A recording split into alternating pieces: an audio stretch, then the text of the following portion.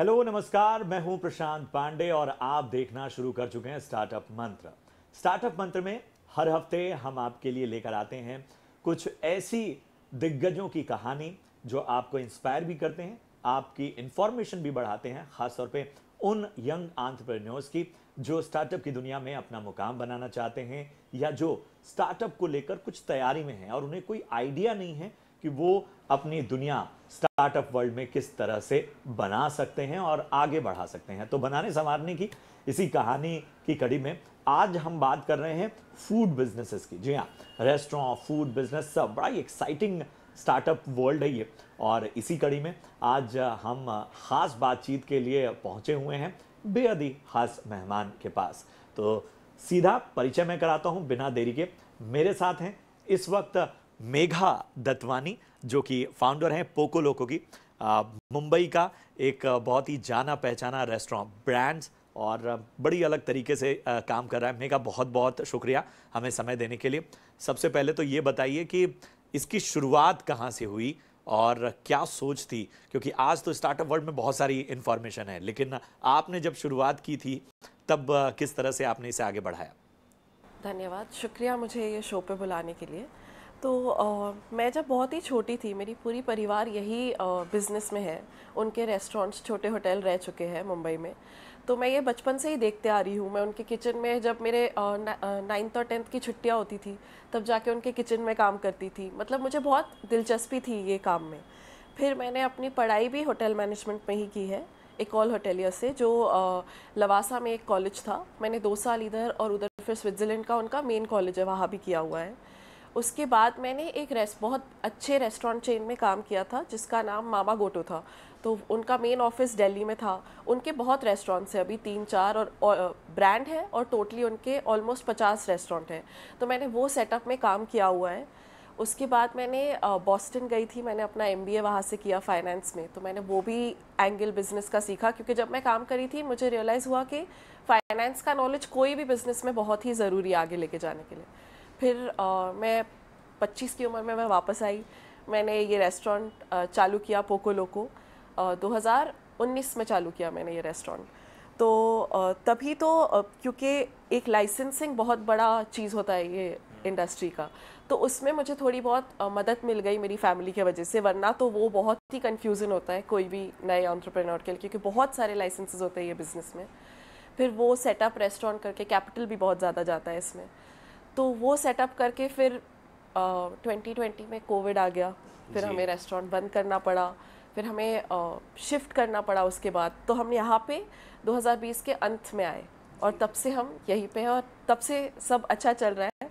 अच्छे दिन भी है, बुरे दिन भी है, पर बहुत सीखने को भी मिलता है जब आप खुद काम भी कर रहे हैं तभी। बिल्कुल, और ये बात आपने कही, मैं जब आपने 2019 का जिक्र किया, किसी भी यंग एंटरप्रेन्योर के लिए जो एक शुरुआत कर रहा है, एक्साइटेड है, एक आइडिया जिसने उसे इतने अच्छे से संवारा है और इस तरह का हिट होता है, वो ज़रा उस दौर के बारे में बताइए। मैं इसलिए इस पे स्पेसिफिकली सवाल करना चाह रहा हूँ क्योंकि हम अक्सर देखते हैं कि लोग पेशेंस नहीं रखते हैं अपने कारोबार में। उन्हें लगता है रातों रात ये आइडिया तो इतना अच्छा है, इतनी फंडिंग आ गई, सब कुछ हो गया, और लेकिन आइडिया को लंबे समय तक सस्टेन करना, उसमें पेशेंस बहुत मायने रखता है। वो दौर, वो चैलेंजिंग दौर के बारे में ज़रा बताइए, आपने उसको कैसे डील किया?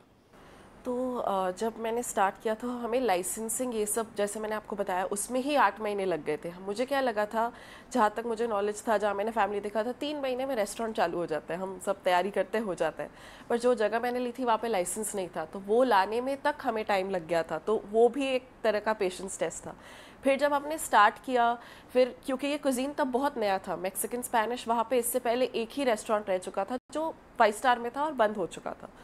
तो लोगों को समझाना कि अच्छा ये डिश का मतलब ये है, इसमें ये जाता है, इंडियन पैलेट को अंडरस्टैंड करना हमारे लिए भी एक बहुत अच्छा एक्सपीरियंस था। तभी हम भी सीख रहे थे कि अच्छा ये चीज़ें लोगों को पसंद आती है, नहीं आती है। फिर जब रेस्टोरेंट एक्चुअली अच्छा चल रहा था, लोगों को खाना समझ आ रहा था, लोगों को कुछ नया एक्सपीरियंस करने को मिला था, तब हमें बोला गया था कि रेस्टोरेंट अब बंद करना पड़ेगा क्योंकि कोविड फैल रहा है, सब कुछ। पहले हमें सबको ही लगा था कि चलो ठीक है, 2 महीने, हम 1 महीना 2 महीना घर पे बैठ के वापस सब काम पे चले जाएंगे। पर जब ये दौर बढ़ता गया तो और ज़्यादा दिक्कत होता गया, क्योंकि आपके कॉन्ट्रैक्ट रहते हैं, आपको रेंट भरना पड़ता है, बहुत सारी चीज़ें आती है जो ये बिज़नेस, कोई भी बिज़नेस में जहाँ पे आपका फिक्स्ड कॉस्ट बहुत हाई है, जैसे हमारा बिज़नेस है कि भले आप ये नहीं, आपके स्टाफ है, आपको उनका भी ध्यान देना है, आप ऐसे ही किसी को नहीं छोड़ सकते।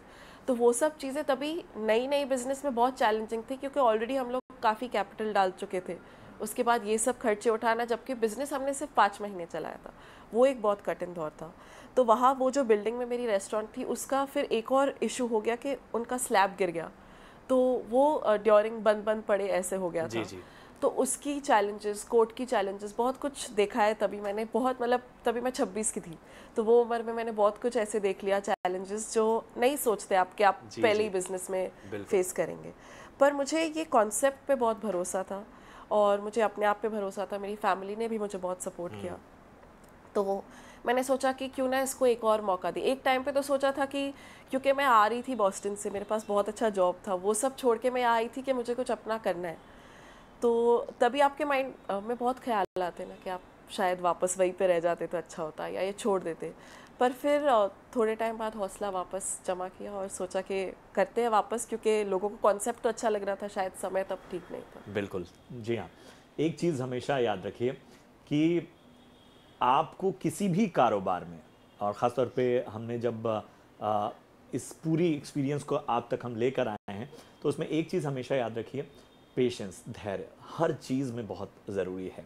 आपको जीवन में ये पेशेंस ही है जो आपको एक वक्त पे ऐसा लगेगा कि सब कुछ बिखर रहा है, लेकिन इसे समेटने की हिम्मत और जो समय देना चाहिए वो देता है। और यही वजह है कि कहा जाता है कि मुश्किल नहीं है कुछ भी अगर ठान लीजिए। तो एक कन्विक्शन थी आपकी जो ये बिज़नेस यहाँ तक पहुँचा। अब ज़रा बताइए कि किस तरह का थीम है आपके इस बिज़नेस का, क्या ऑफ़र करते हैं आप, किस तरह का रिसेप्शन मिल रहा है? तो मैं अब 2020 से बोलूँगी, जब हमने वापस शुरू किया तभी भी कोविड का ही दौर था। तो हमने फुल्ली रेस्टोरेंट वो 2 साल में बहुत कम चलाया, मतलब एक टाइम सिर्फ 4 बजे का रिस्ट्रिक्शन था, फिर 8 बजे का। पर हमने एक ऐसी जगह बनाने की कोशिश की है जो बहुत कैजुअल है, कि आप देखते हैं या तो बहुत ही हाई एंड रेस्टोरेंट्स रहते हैं या तो आपके fast food quick service restaurants रहते हैं। हमने वो कैजुअल मार्केट को एक इंटरनेशनल कुजीन में ब्रेक करने का कोशिश किया है। और साथ में हमने ये भी बोला है कि हम कॉकटेल्स भी बहुत दिलचस्प देंगे, कुछ अलग अलग एक्सपीरियंस देंगे, कुछ स्मोक रहेगा, कुछ अलग अलग चीज़ें रहेंगी जो लोगों को पिक्चर लेने में भी मज़ा आया। आप जानते हैं जैसे आजकल के ज़माने में लोगों को पिक्चर्स लेना पहले पसंद है, फिर खाते हैं। बट कई कई बहुत ऐसा हो जाता है, लोग पिक्चर ले लेते हैं, उनको फिर खाना का स्वाद इतना अच्छा नहीं लगता है। हमने ट्राई किया कि हम वो भी अच्छी तरह से क्रैक करें, कुछ एक नया एक्सपीरियंस हमारे कस्टमर्स को दे इन टर्म्स ऑफ कुजीन। अभी तो बहुत लोग मुंबई में ऐसे बहुत वेल ट्रैवल्ड है, घूम चुके हैं, जानते हैं खाना का है, तो वो बड़ा दिलचस्पी लेते हैं बनाने में। हम संडे को जब ब्रंच करते हैं तब लाइव टाको मेकिंग भी करते हैं, जहाँ हमारे गेस्ट खुद भी उनका टाको बनते हुए देख सकते हैं या खुद भी बच्चे भी बना सकते हैं। तो एक एक्टिविटीज़ भी हमने थोड़े डाले। फिर हम सालसा क्लासेस भी रखते हैं, हम थोड़े पेंटिंग वर्कशॉप्स भी रखते हैं, वो भी काफ़ी, मतलब वीकेंड्स पे हम लोग जो बीच के 4 से 7 का टाइम है उसको बहुत अलग अलग एक्टिविटीज़ में यूटिलाइज़ करते हैं, ताकि कस्टमर्स पूरा दिन भी एंगेज रहे। आप सोचते होंगे बाहर खाना जाते हैं तो हम सिर्फ 2 घंटे 3 घंटे खा के निकल जाते हैं। हमारे यहाँ ऐसे भी लोग आते हैं जो 10 घंटे रह जाते हैं, वो लंच करते हैं, फिर एक्टिविटी करते हैं, फिर डिनर भी यही कर लेते हैं। वैसे बहुत लोग आते हैं। ये बड़ा है, मतलब वो एक जगह आप आए और आपका दिन भर का एक पैकेज हो गया, आप मज़े से, और आपको सारी चीज़ें एक जगह मिल जा रही हैं। आपसे जब मैं बात कर रहा था तो आपने कहा कि आप अपनी अच्छी खासी जॉब छोड़ के आई और अपना बिजनेस शुरू किया, अपना स्टार्टअप शुरू किया। ये एक कह सकते हैं अर्ज जो है वो आज के यूथ में नज़र आ रही है कि उसे नौकरी का जो वो 9 to 5 वाला मोनोटोनी है उसको ब्रेक करने में वो अब रिस्क लेना चाह रहा है। ऐसे एंटरप्रेन्योर्स को आपकी क्या सलाह, कितना प्रैक्टिकल होना पड़ेगा, किन किन चीज़ों पे ध्यान देना चाहिए? ठीक है, तो जैसे मैं कह रही हूँ, बहुत सारे बिजनेस करना कठिन है। स्टार्टिंग में आपके बहुत टाइम तक, अगर आप सिर्फ पैसे बनाने के लिए बिजनेस में घुस रहे हैं तो बहुत ही मुश्किल है बनाना। कुछ लोगों की नीड होती है, अर्ज होती है, वो सिर्फ पैसे के माइंडसेट से आते हैं, तो वो थोड़ा अलग हो जाता है। आपको वो चीज़ करनी है बिजनेस में, खास करके जो चीज़ आपको बहुत ही पसंद है। जैसे मैंने आपको बोला, मैं 9th-10th के समर वेकेशंस जब सब खेलते थे तब किचन में जाके काम करती थी, या अपने फादर के रेस्टोरेंट में काम करती थी। तो मुझे ये चीज़ में बहुत ही दिलचस्पी थी, और ऐसे बहुत लोग हैं जो बहुत मज़े से काम करते हैं। खास करके ये बिज़नेस में तो बहुत ही ज़रूरी है कि अगर आपको मज़ा नहीं आ रहा, एक दिन होगा जब आपका स्वीपर्स नहीं आएंगे काम पे, आपको स्वीप भी करना पड़ेगा। काफ़ी दिन आएंगे आपके वेटर नहीं आएंगे, आपको ऑर्डर लेना पड़ेगा। एक कोई चीज़ में शर्म नहीं होनी चाहिए। बिजनेस में ऐसा होता है ना, अगर आप ईगो से करें आप नहीं कर पाएंगे, अगर आप सबसे मिलजुल के नहीं करें, अपने स्टाफ का ध्यान दें, आप नहीं कर पाएंगे।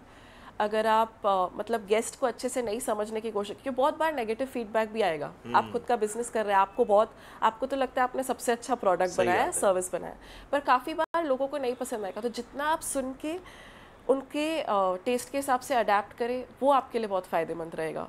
हर बार यही नहीं सोचना है कि मैंने जो बनाया वो तो बहुत ही अच्छा है। बिल्कुल, ये बहुत अहम चीज़ है, खुद को री इन्वेंट करना, न सिर्फ अपने करियर के लिए बल्कि आप जो सर्विस दे रहे हैं। क्योंकि स्टार्टअप वर्ल्ड में हमेशा कहा जाता है कि आप जो प्रॉब्लम सॉल्विंग है उस पर फोकस कीजिए और वो सोल्यूशन ऐसा दीजिए जो थोड़े समय के लिए ना हो, वो एक लॉन्ग रन में लोगों के लिए फिजिबल हो, लोगों की पहुंच तक बने।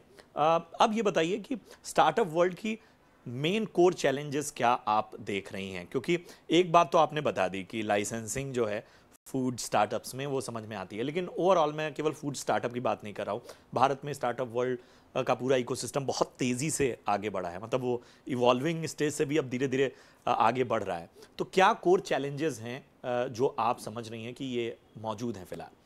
एक तो जैसे आपने बोला, यूथ बहुत आजकल ईगर है 9 to 5 छोड़ने के लिए और स्टार्टअप करने के लिए। तो एक वो चैलेंज है कि कंपटीशन इंडिया में जो लेवल का अभी रहने वाला है और आने वाला है, जो अच्छा भी है और बुरा भी है, वो थोड़ा चैलेंजिंग रहेगा। जैसे रेस्टोरेंट बिजनेस में पहले बहुत कम लोग आते थे, अभी बहुत सारे लोग घुस रहे हैं। तो आपको वो भी देखना है कि कंपटीशन हमेशा रहेगा। आप कंपटीशन को कैसे बीट कर सकते हैं, कैसे अपने प्रोडक्ट को यूनिक या अलग बना सकते हैं, वो एक बहुत बड़ा चैलेंज है। दूसरा, मैन पावर मैनेजमेंट। जैसे पहले ईजियर होता था आपको दूसरी जगहों से मुंबई लोगों को लाना, काम कराना यहाँ पे, हमारे बिजनेस में खास करके। अब जो एक बहुत अच्छी चीज़ भी है देश के लिए कि वहाँ भी एम्प्लॉयमेंट, जैसे आप देखिए यूपी, बिहार, सब जगह जहाँ से स्टाफ आते थे, उड़ीसा, वहाँ पे भी इतना अच्छा एम्प्लॉयमेंट क्रिएट हो रहा है। काफ़ी स्टाफ वहाँ भी रह जा रहे हैं क्योंकि उनको घर के पास रह के अगर थोड़ा सा कम सैलरी भी मिले वो प्रेफर करेंगे। सही बात है। तो वो एक चैलेंज है कि मैन पावर आप कैसे मैनेज करें। और दूसरी बात, बढ़ते राइजिंग रॉ मटेरियल के कॉस्ट, वो सब आपको फैक्टर ऐसे करना है कि आपके गेस्ट को भी ज़्यादा नहीं लगे कि ये लोग तो प्राइस बढ़ाते जा रहे हैं, और दूसरा आप कैसे उसको ऑप्टिमाइज और सही कर सकते हैं। आप पे भी प्रेशर ना पड़े। हाँ, तो एक वो बैलेंस ढूंढना बहुत ज़रूरी हर स्टार्टअप के लिए कि आपके रॉ मटेरियल और फाइनल टू गेस्ट कॉस्ट। और जैसे आजकल सोशल मीडिया पे सब बढ़ बहुत रहा है, तो आपका वो प्रेजेंस भी बहुत इंपॉर्टेंट है कि आप सोशल मीडिया पे अपने कस्टमर्स के साथ कैसे एंगेज कर रहे हैं, उन्हें क्या बता रहे हैं अपने ब्रांड के बारे में। लोगों को आजकल स्टोरीज बहुत पसंद है कि आपने कैसे स्टार्ट किया, आपका क्या जर्नी था, क्योंकि सब एक दूसरे से सीखना चाह रहे हैं। और वो आई थिंक इवेंचुअली बहुत अच्छा होने वाला है पूरे देश के लिए कि सब स्टार्टअप कल्चर में घुसेंगे, बहुत सारे लोग उभरेंगे इससे और दूसरे लोगों को भी इंस्पायर करेंगे। बिल्कुल, ये बहुत अहम बात आपने कही कि ये जो पूरा डिजिटल वर्ल्ड है ना, इसने पूरी दुनिया के लिए एक तरह से लर्निंग का एक मौका खोल दिया है। जैसा आपने कहा, यूपी, बिहार, इंदौर, पटना, हर जगह बैठा व्यक्ति मुंबई के किसी रेस्टोरेंट का रील देखता है और उसे समझता है कि हाँ, मुझे क्या अपग्रेड करना चाहिए। ये बहुत अच्छी बात हुई है। अब ज़रा मुझे बताइए कि आप खुद मुंबई की हैं, मुंबई, लेकिन मेरे ख्याल से बॉम्बे से जो एक वर्ड से जो लगाव है वो सबका है। मुंबई में आपके फेवरेट फूड डेस्टिनेशंस कौन से हैं, या आप कहीं ज़्यादा जाना पसंद करते हैं? हालांकि कारोबार ऐसा है कि आपको समय नहीं मिलेगा, फिर भी ऐसे लोकल फूड जॉइंट्स या ऐसा कोई इलाका जहां पर आप अक्सर विजिट करते हो? सो जैसे आपने बोला आजकल टाइम इतना नहीं, पर मेरा बचपन से एक फेवरेट एल्को रहा है जहाँ पानी पूरी बहुत अच्छी मिलती है, बांद्रा की, वो बहुत अच्छा रहा है। ऑब्वियसली हमारा खुद का रेस्टोरेंट हमें पसंद है तब हमने किया है। उसके अलावा हमें घाटकोपर में खाओ गली है, वहाँ भी बहुत अच्छा खाना है। मैं एनएम कॉलेज से भी हूँ, मैंने जूनियर कॉलेज वहाँ किया हुआ है, तो वहाँ के बाहर आनंद डोसा वाला वो भी मुझे बहुत पसंद है। तो लोकल स्ट्रीट फूड भी, जैसे आप कहते हैं बम्बई का बहुत अच्छा है, खास है, वो सब काफ़ी पसंद है मुझे। बिल्कुल। तो ये बातचीत मुझे लगता है कि रेस्टोरेंट बिजनेस में मेरे ख्याल से हर दूसरे घर में ये चर्चा होती है कि क्या कुछ हम आज कोई रेस्टोरेंट खोलें क्या, या बिजनेस करें। तो ये बातचीत आपके बड़े काम की है। मेघा, बहुत बहुत शुक्रिया हमें समय देने के लिए। आप इस वक्त आपकी तबीयत भी ठीक नहीं है, फिर भी आपने हमसे बातचीत के लिए समय निकाला। बहुत बहुत शुक्रिया, और उम्मीद करते हैं कि आप और आपकी टीम ऐसे ही बेहतर और बेहतरीन बने रहे। हमसे बातचीत करने के लिए बहुत बहुत शुक्रिया। धन्यवाद।